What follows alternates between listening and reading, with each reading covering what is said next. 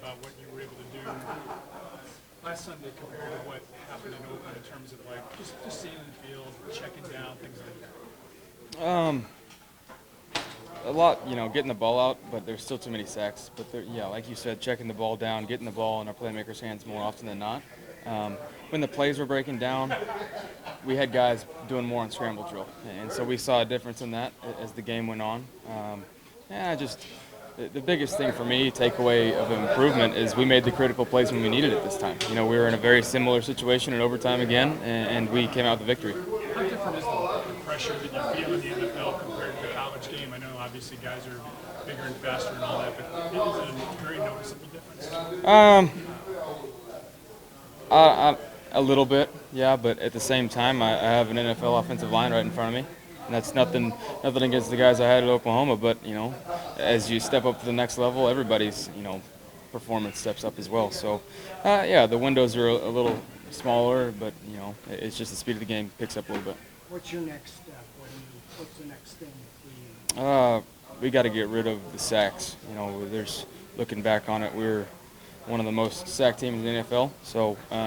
Got to take care of that, and with that comes just being on the same page with communication, getting the ball out quicker, and just taking care of it.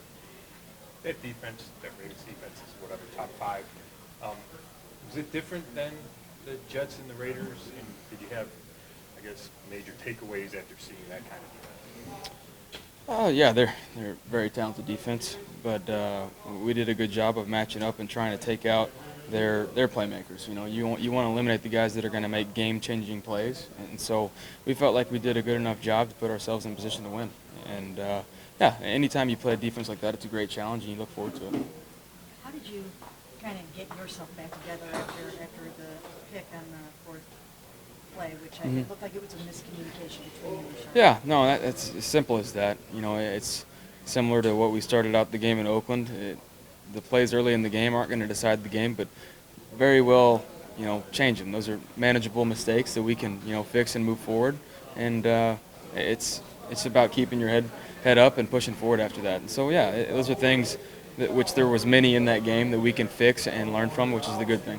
As far as Richard being out for, what I've been told, about 2 to 4 weeks, he obviously starting from day one, you two guys developed a really cool chemistry. So can you just address him being out now for a little bit? Yeah, it's going to hurt our offense. He's a guy that's been in there since day one, like you said. But we've had the next man up mentality. I love Higgy, but Willie stepped in there and made plays. And so that's the kind of mentality we need, and we're going to be counting on those guys to do that. When you have Richard go down and obviously the Josh trade, do you see defenses focusing more on taking away Jarvis? How do you adjust to that? You see it a little bit. I would hope they would try and do that to one of the best receivers in the NFL. But at the same time, that's what opens up certain stuff. Like when Hollywood scored, the safety came down on Jarvis's end. And so when you see that, you just got to take advantage of the matchups. And that's why we preach you have to win on your one-on-ones, and you got to have the next man up mentality. It doesn't matter who it is, you have to do your job. Baker, the quarterback kind of sets the agenda for the team. Spokesperson for the offense and all. So how do you answer the question, are the Browns good enough to compete for the playoffs this year? We're a one-week-at-a-time mindset. We moved on from the first 4 games of the season. Now we're into the second quarter, and we're looking at a chance to go 2-0. If you win each quarter, you're looking at a great possibility of going to the playoffs. And so we just got to take care of business one game at a time. Obviously the end goal, yes, is to win the division and make the playoffs, but you don't do that unless you take it 1 week at a time. What does this Chargers defense bring to the table, and what are you focusing on this week? We'll see what they try and do to a rookie quarterback. They're playing well. They're getting to the quarterback, but they're also not allowing a lot of rushing yards. So I think to keep harping on it, we have to establish the run game.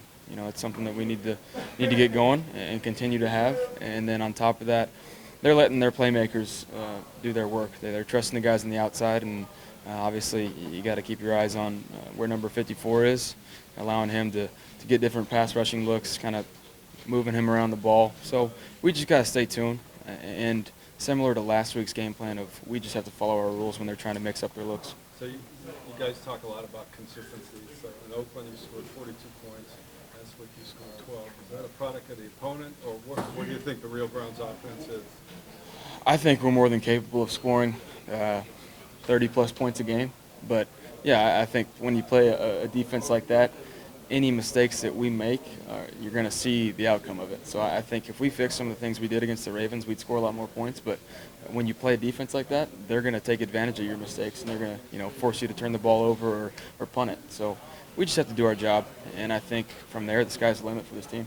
Along those same lines, I mean, starting drives in the first half at your 9, 5, 3, and 10 didn't really help matters much. It didn't help, but that's also more yards for our offense to pick up if you drive a long way. You kind of touched on it. You get back to the 5-yard line after that reverse. What's in your mindset that makes it, at that point in time, a lot of past Brown seasons, game over. What's in your mindset that makes it not insurmountable? Just chip away. It's not over until the clock runs out or the points are scored in overtime. So for me, chip away, get some of it back on that second down, and then after that, just like I said earlier, put us in a manageable down on third so we can make a play. And our guys did that, and we were able to protect and get the ball out. Did Willie's break that route off? Was that the route you just found some? He had a curl, made it work, kept coming open when he saw me moving a little bit, and then broke a tackle and ran. So, he did a great job. You really enjoyed the home field advantage. The first 3 games here, you're 2-0-1.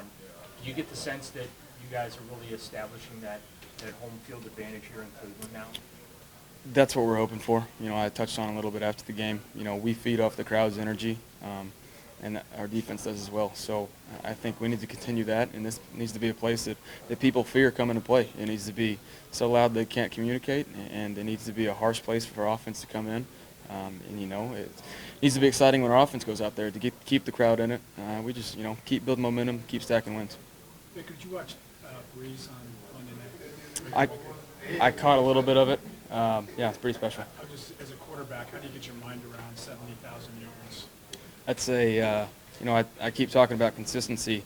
That's consistency for a long, long time. That's obviously one of the all-time greats. So congratulations to him. It's an unbelievable feat for him to do, and right now he's on pace to break the touchdowns record as well. So that's a guy that I can definitely admire and kind of model my game after. On the question of you now getting used to receivers you weren't throwing to in camp and some of the preseason games, and to use Njoku as an example, I mean, for you guys to get on the same page, obviously working together, but you also talk a lot extra with Njoku to see where he is and let him see where you are, thinking from play to play? Those are things we work through during the week, but also just being able to watch David throughout the first couple weeks, realizing what type of receiver he is.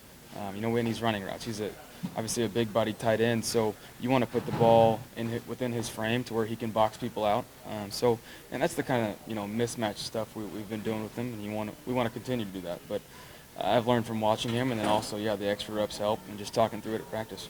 Did you get to know Derwin James at all during the draft process? I did not. And how impressive has he been just on the playing field this year? Yeah, he's a guy that's I think playing very similar to Jamal Adams right now. Similar, safety, big body, aggressive. They like to blitz him. He's a guy you have to keep your eye on where he is on the field because he can do it all. So, obviously, for a rookie to be doing that, it's very impressive. So we got to continue to look out for him. Baker, the defense here has been turning the ball over. 15 takeaways. I think they had 13 all last season. What does that do for you, just in terms of just firing the sideline up and just that whole swing that can happen once a turnover happens? Yeah, we can really put a stamp on a game when the defense gets turnovers. We need to take advantage of when they do get those turnovers. We need to turn those into points, really take the life out of the other team. And then, we just got to continue to feed off that because it's very rare you get a defense like that has 15 this early. So, just keep feeding off of it. In your mind that you guys not only have been competitive in all the games, but several of them have been against teams with good records and were expected to be playoff-type teams. Is that something you process through along the lines of understanding that means the Browns aren't bad if you're competing with those kinds of teams? I've known the Browns weren't bad since the second I stepped foot in this franchise. We had a special team from the get-go. Whoever we're playing has nothing to do with this team. We believe in this team we have. Management's put together a great group of guys, and so it's on us from now to learn and move forward. Denzel Ward's interception was way at your end of the field. The week before, Randall's interception in return took you to the other end, and you went for the end zone. Is it your mindset to go for the jugular at the time the distance is right? Absolutely. You got to feel that, foot on their throat mentality of really taking the life out of them. Whenever an offense is, in the red zone, they turn the ball over, that's already a huge mistake for them. And then on top of that, if we turn it into points, that's really flipping the switch. So, yeah, you feel that. You want to be able to, turn it into points. That's the big mentality. Is it the first play, right? Not the first play right after it, no. You just need to make sure you don't get the emotions, you don't get caught up in it. You just got to do your job and make sure you do turn it into points. Eric Weddle, I think, met up with you on the field afterwards and had some complimentary things to say about you, but he also mentioned he thought you could have thrown 3 or 4 picks, so it's a little mixed bag. But what was Eric's message to you, and what did you think of any of that? Oh, no, on the field, we were chit-chatting back and forth. He just said congrats on a great career so far. Keep working. That's a guy I have a tremendous amount of respect for. He's been playing consistent for a long time, so a lot of respect for him. I enjoyed watching and look forward to competing against him as the years go on. You say you knew from the first day you walked in about the team. Why? What did you say that made you from the people they were putting together in this group, but then also it's also the belief I've always had in myself. I said it back at the Combine when everybody said I was, a short quarterback that couldn't do much. I said if anybody's going to do it, I believed in myself to do that. And, that's something I've carried with me, and I hope our guys believe in themselves as well.